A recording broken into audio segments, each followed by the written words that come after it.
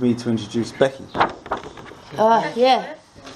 Becky, Alex. Hi, Becky. This is a really small venue. People just looking at my sisters like you all sat in circles. Like I just can't. Yeah.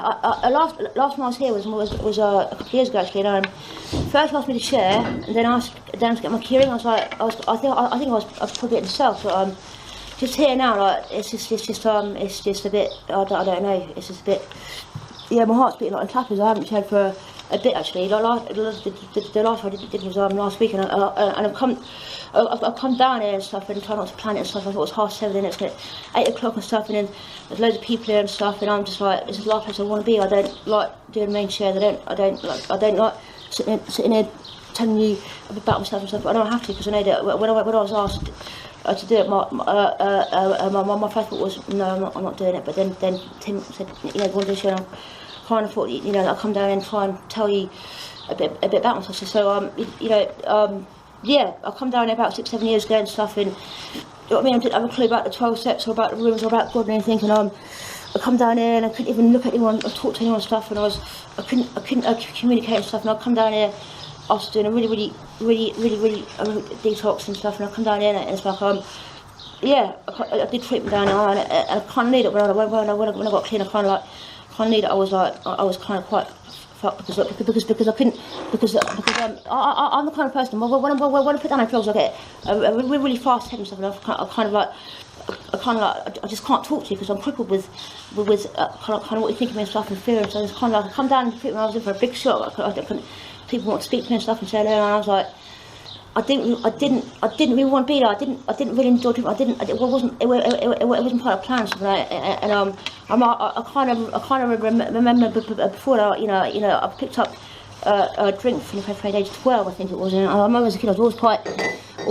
I don't know. I just found it difficult to fit in. I felt quite left out and stuff, and always felt like, you know, there was something bad that happened and stuff. And I always felt like I didn't, you know, I always felt hard to make friends and stuff, but like then again, I don't know. I was a bit of a tomboy. I was a bit of a, you know, I was always in the mud and stuff, and you know, like, you know, getting into on my BMX and stuff, and getting into fights and that kind of thing. I kind of remember as a kid, I was quite. I don't know. I was just kind of quite different, but I kind of really believe that I was born with stuff, because I remember as a kid. When I was a kid, I remember having like I used to worry about a lot of stuff when I was a kid. I used to have panic attacks and that kind of thing. I remember just like. At night, I used to worry about stuff, and I was quite unsettled and stuff. And I remember that I was never at home either as well. I was always at my nan's, my mum's, and always been moved about and stuff. And I just kind of felt like I didn't fit in with anything or anyone and stuff. And I kind of felt like I was just like I just kind of felt like there was also something bad was going to happen. And I kind of like. I was at my nan's and stuff, and my nan had like big hands and stuff, and she was like the head of the family, and like she was like everyone kind of looked up to her, and kind of like, do you know what I mean? I was her favourite grandkid and stuff, and do you know what I mean? And I was always down at my nan's and stuff, and you know, my family are drinkers and stuff. My uncle Kevin, he was an alcoholic, and his wife left him and stuff, and do you know what I mean? She divorced and that stuff. My granddad, he was a big drinker and a gambler and stuff. And I remember anything he ever got for my birthday was an Easter egg for my birthday and stuff. I remember as well that when I was kidnapped, they always fun because he could down the bookies and stuff and spend all the money and that kind of thing. And it's like there'd be big fights and that kind of thing. It's like you know what I mean? It's kind of like yeah. And then she kind of like passed away when I was about 16. I didn't really know how to take it. I was kind of in shock and stuff, and I didn't know how to grieve and that kind of thing. But this time I was like, my nan and my mum's, I was sitting with the long crowd and stuff, and I was drinking like that kind of thing and stuff, and always attracted to stuff I shouldn't be doing. And that, like, to me, so I was always as well getting disgraced and stuff, and always falling over and really accident prone as a kid and stuff. And it's like a bit like I'm now kind of thing. And I remember that when she died, I didn't have to grieve. I was really like fucking upset and stuff. So I went into foster care, and I was there for about a year and stuff. And I remember these two foster parents were really religious and that kind of thing. And like they told me what to do and stuff. And like, you know what I mean, I didn't listen to what I had to say, and I ended up leaving that place and got my mind flat through social services and stuff. And that's why I kind of found Eve and Speed and stuff. And you know what I mean? It was one massive party and that sort of kind of thing, and I got into the wrong crowd there, and nothing in his flat. do you know what I mean? I used to go down the shop with my mates every morning because I had no money going looking for stuff and that kind of thing. And I remember just kind of from a really sort of early age, just wanting to fit in and stuff. But and I've been quite popular as well because I was quite funny and stuff. And I was a bit of a clown and kind of thing, and so I made people laugh. And I kind of like, even to me, that didn't really go too well. I got asked to leave that place again because you know people complaining about noise and stuff, and my social worker she didn't know what to do and stuff, and she was putting her hands because what you know you're not do you know what I mean you're causing men and that kind of thing, you know. You're going to have to leave, like get out. You have to leave the flat because people are complaining. You've just caused fucking men. So I come down to this little town when I was about 16 and stuff, and I didn't have anywhere to go, so I said to my mum that kind of thing, and I kind of like, do you know what I mean? I was very stubborn. I am now actually, and you couldn't. I was quite defiant and stuff, and you couldn't really tell me anything. And I'm not going to get a job or anything. I'm not going to look for work and stuff. And I had a massive attitude and that kind of thing. I thought, how would I be a favour and so everyone's thought my nan died and stuff, and all this. I wasn't a nice person anyway. I come down and I was like drinking a little bit, that kind of thing and stuff, and going to pubs and stuff, and hanging out with my mates and stuff, like we were gay and stuff, and I'd go around there and stuff, and we get pissed all day and go down the beach and do stupid stuff and that kind of thing. I remember like going to pubs because I was bored, because I didn't have anything to do.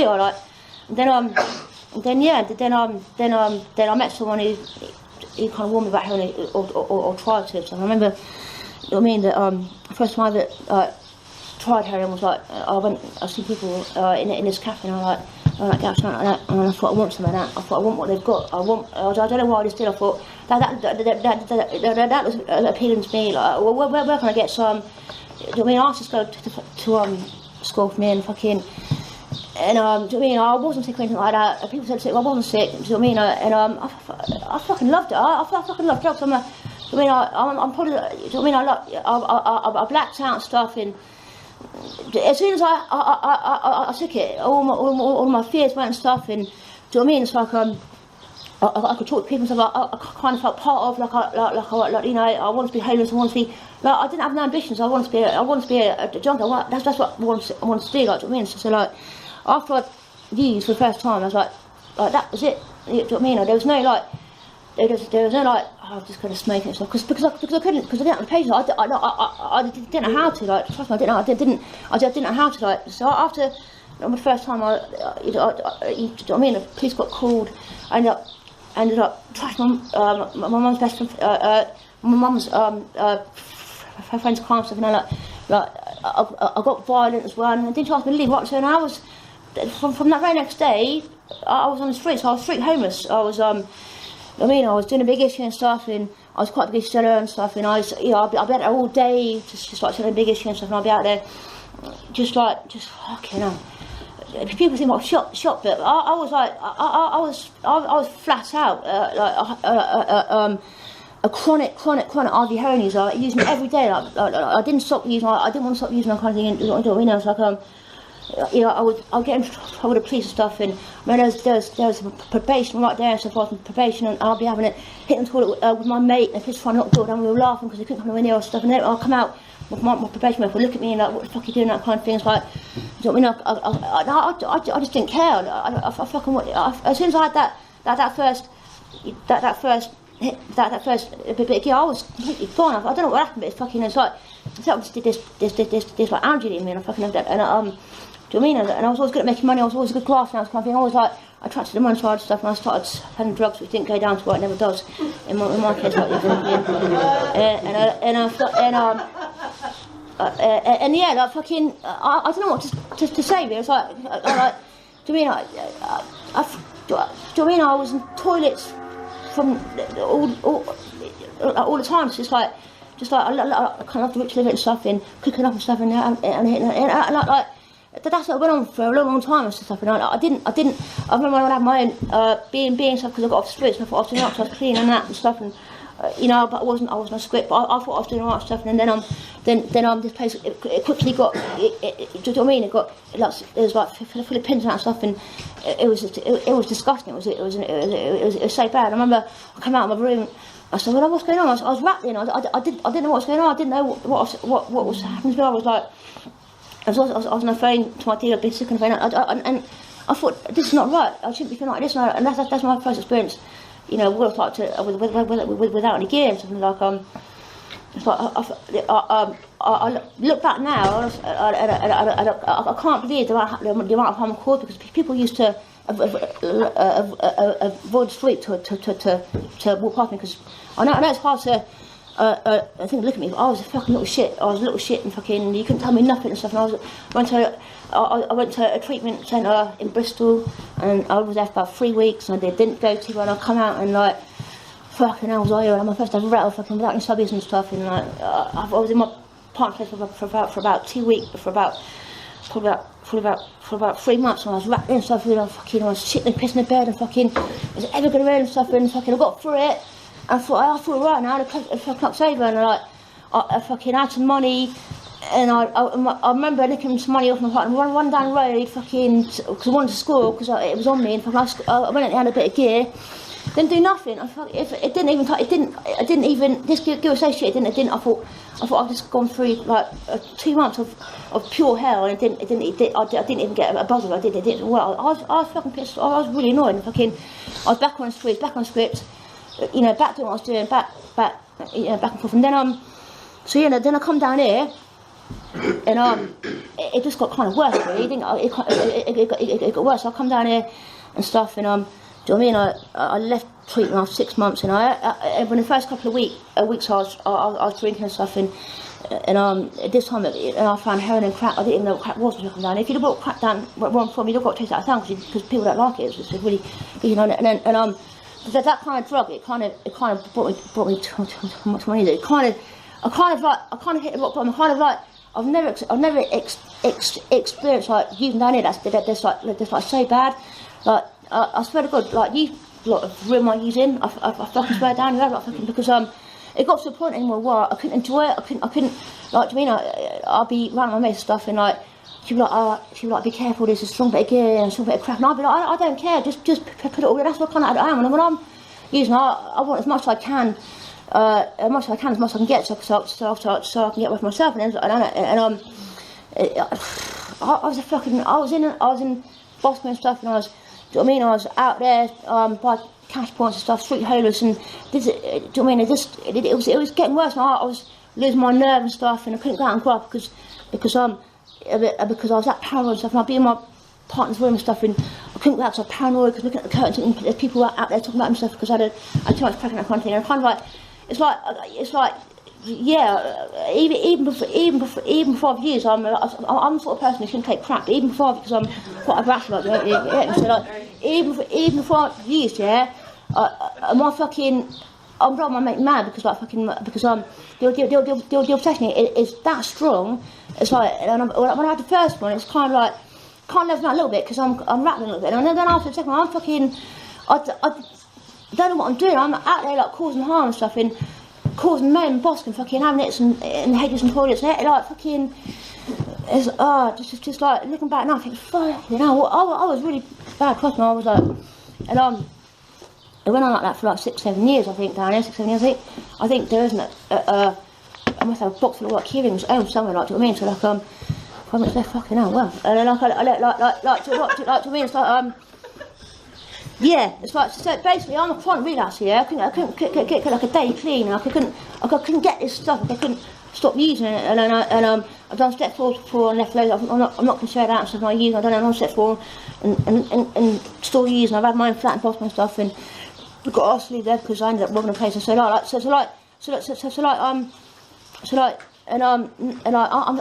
here, and I don't know what's coming out, but like I was 2 years, a couple of weeks ago, I think it was, and it's like, I don't know,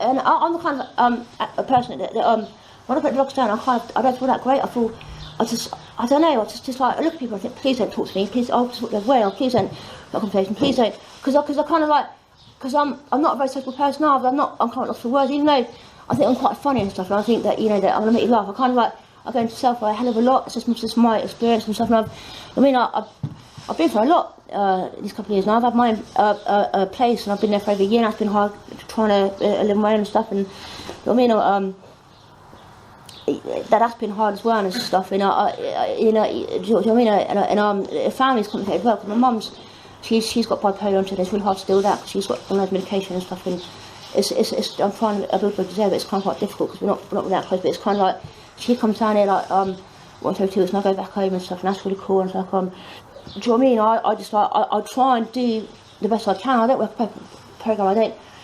You know, do you know what I mean? I don't really meditate. I don't really know how to because my head's so busy all the time. My head's like really. But I'm the sort of person who can't sit in silence. I'm the sort of person like I can't stand it because I think I just got to start thinking and stuff. And even now, like in recovery, I'm a bit fucking. I'm a bit mad. I'm a bit. Yeah, if not careful, I could start a fight in a phone box on my own. I'm the sort of trust me. Like, and I've actually quite realised as well that when I get into recovery, I know I've got a bit of a temper that I need to rein in. I can be quite.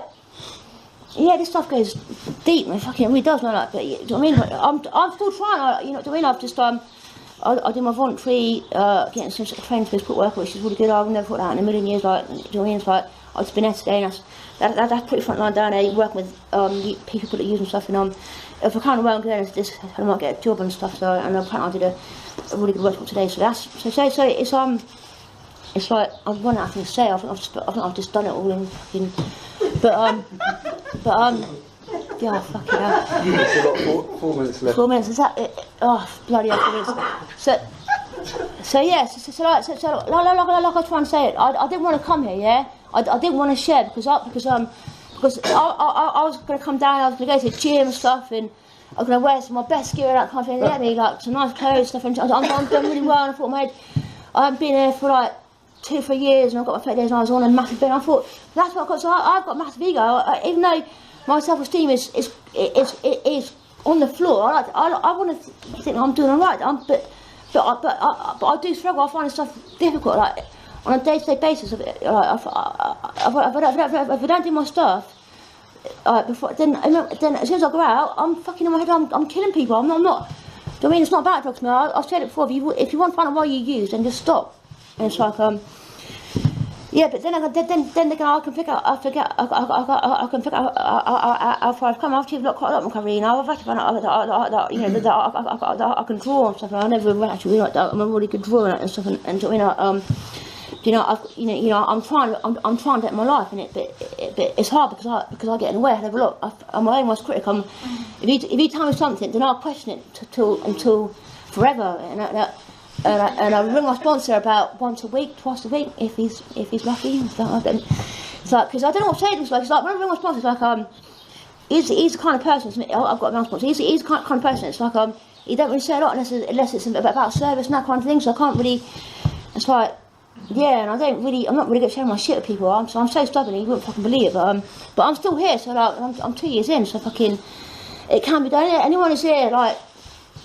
I don't know, you probably don't have a clue what's going on. Just like, all I can really say to you is just get honest and just get over yourself and stuff and just ask a bit of help in it. And don't do what I did because these now is shit, the crack is shit. I trust me, I've tried everything going down there fucking and like, and just try and be you because like I found that down here that I've tried to fit in and it doesn't work. I've tried it. I can't do it because it cripples me because like I have to be to myself. And I've got some good friends. I've got some really good friends that are absolutely fucking mad, but they actually know me inside and out. And it's like sometimes I have to look back at my life and think that I'm lucky that I'm still alive because you know I really shouldn't be here. I don't know why I'm here, but I know that I've definitely got some hope that if I continue to do the right thing, I can aspire to do bigger and better things. I'm going to leave it there because I've only got 3 minutes left. Cheers, cool. Thank you.